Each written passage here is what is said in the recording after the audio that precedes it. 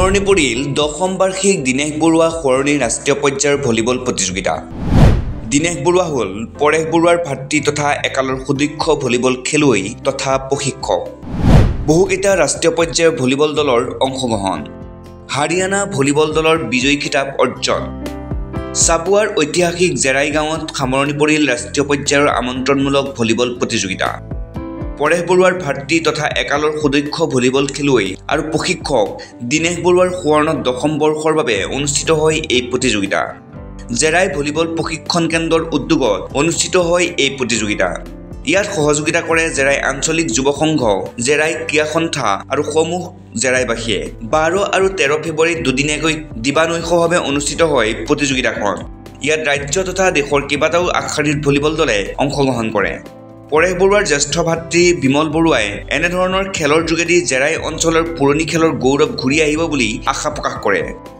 তেওঁ ক'লে এইদৰে, এইটো 10ম বাৰ্ষিক স্বৰ্গীয় শ্বহীদ দিনেশ বৰুৱা সোঁৱৰণী ভলীবল প্ৰতিযোগিতা জেৰাই আঞ্চলিক ক্ৰীড়া সন্থা আৰু জেৰাই আঞ্চলিক যুৱ সংঘৰ লগতে জেৰাই গাঁওবাসীৰ ৰাইজৰ সহযোগত যি খেলা আয়োজন হৈছে, ভালেমান বছৰৰ মূৰত পুনৰ খেলা জেৰাই গাঁৱত অনুষ্ঠিত হৈছে।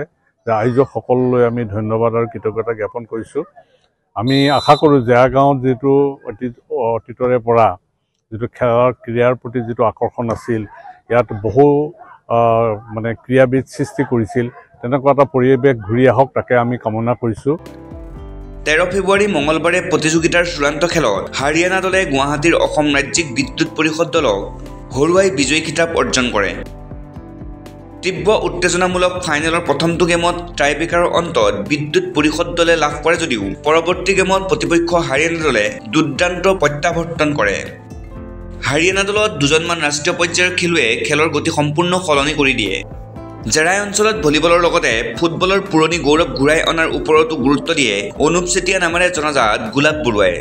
প্ৰতিযোগিতা সম্পৰ্কে এনেদৰে কয় তেওঁ, যিসকল উদ্যোক্তাই আৰু আমাৰ যুৱক গাঁওবাসীয়ে বা জেৰাই আঞ্চলিক যুৱ সংঘ আৰু ক্ৰীড়া সন্থাই সহযোগ কৰি খেলখন যিদৰে সাফল্যমণ্ডিত কৰিবলৈ তেওঁলোকে সক্ষম হৈছে, তাৰ বাবে মই নথৈ আনন্দিত হৈছোঁ।